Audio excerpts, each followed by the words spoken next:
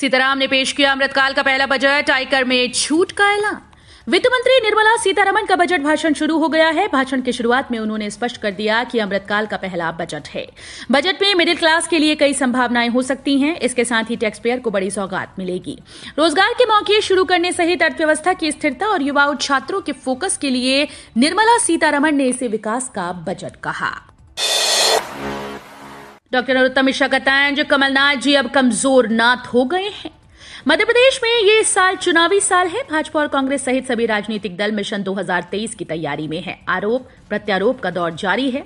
इस बीच गृह मंत्री डॉक्टर नरोत्तम मिश्रा ने कांग्रेस पर बड़ा हमला बोला। उन्होंने पूर्व मुख्यमंत्री कमलनाथ पर तंज कसते हुए कहा कि कमलनाथ अब कमजोर नाथ हो गए हैं। कांग्रेस पूरी तरह से बिखर चुकी है। सीएम शिवराज सिंह चौहान ने की आम बजट की तारीफ, कही ये बड़ी बात। केंद्रीय वित्त मंत्री निर्मला सीतारमण ने आज संसद में आम बजट पेश किया। बजट में उन्होंने बहुत सी घोषणाएं की, जिसमें गरीब किसान सहित आम आदमी का भी ध्यान रखा गया है। मध्य प्रदेश के मुख्यमंत्री शिवराज सिंह चौहान ने आम बजट की तारीफ की और ट्वीट कर प्रधानमंत्री नरेंद्र मोदी और वित्त मंत्री निर्मला सीतारमण की तारीफ की। उन्होंने कहा कि अमृतकाल बजट में वित्त मंत्री निर्मला सीतारमण ने मध्यम वर्ग को बड़ी राहत दी है। छूट की सीमा में वृद्धि और नई कर व्यवस्था में बदलाव से लोगों के हाथ में अधिक पैसा बचेगा, खपत बढ़ेगी और विकास को गति मिलेगी। 11 फरवरी को होगी नेशनल लोक अदालत। करदाताओं को सरचार्ज में मिलेगी छूट। करदाताओं को लाभ देने के लिए 11 फरवरी को नगर निगम में राष्ट्रीय लोक अदालत का आयोजन किया जाएगा। निगम मुख्यालय और जोनल कार्यालय पर इसके लिए शिविर लगेंगे।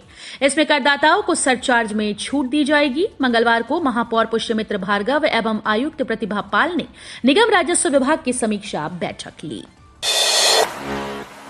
24 घंटे में फिर बदलेगा मौसम, एक्टिव होगा नया सिस्टम।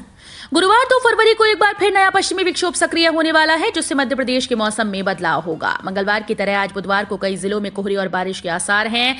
एमपी मौसम विभाग के मुताबिक आज ग्वालियर चंबल संभाग के साथ मालवा संभाग में भी बारिश के आसार हैं। कहीं कहीं कोहरा भी छा सकता है। गरीबों को मुफ्त अनाज, 1 साल और 50 नए एयरपोर्ट हेलीपैड बनेंगे। 8 साल बाद आखिरकार इनकम टैक्स छूट की सीमा बढ़ी। वित्त मंत्री निर्मला सीतारमण ने कहा कि 2020-21 में आए नए टैक्स सिस्टम के तहत 7 लाख तक की आय पर अब कोई टैक्स नहीं लगेगा। 1 घंटे 27 मिनट की स्पीच में सीतारमण ने गरीबों के लिए बड़ा ऐलान किया। बोली, गरीबों को मुफ्त अनाज की स्कीम 1 साल और चलेगी। 50 नए एयरपोर्ट और हेलीपैड भी बनाए जाएंगे। युवाओं के लिए 30 इंटरनेशनल स्किल सेंटर्स बनेंगी। मध्य प्रदेश की 5,642 अवैध कॉलोनी 1 मई से होंगी वैध। मध्य प्रदेश में बनी 5,642 अवैध कॉलोनीज 1 मई 2023 से वैध होनी शुरू हो जाएंगी। इन्हें बिल्डिंग परमिशन मिलने लगेगी। इससे यहां रहने वाले रहवासी बिजली व नल कनेक्शन के साथ अन्य अधिकारों के लिए पात्र हो जाएंगे। इसके अलावा सरकार अवैध कॉलोनी को वैध करने के नियम सरल करने जा रही है। शिक्षकों के लिए अच्छी खबर, पिछले वर्ष से वेतन का इंतजार अब खत्म हो सकता है। सीएम राइज स्कूल में पदस्थ किए गए और अक्टूबर 2022 में तबादला होकर शहरों में आए शिक्षकों को नवंबर 2022 से वेतन नहीं मिला, जो फरवरी में मिलने की उम्मीद है। लोक शिक्षण संचालनालय ने नियमित शिक्षकों के खाली पदों के विरुद्ध उच्चतर माध्यमिक शिक्षक एवं प्राथमिक शिक्षक का वेतन निकालने के निर्देश जारी कर दिए हैं।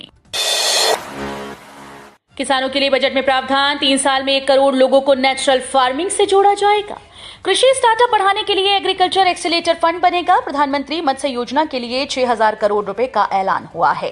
किसानों को लोन देने की राशि 20 लाख करोड़ रुपए की गई। मोटे अनाज बढ़ावा देने के लिए इंस्टीट्यूट्स ऑफ मिलेट्स बनेगा।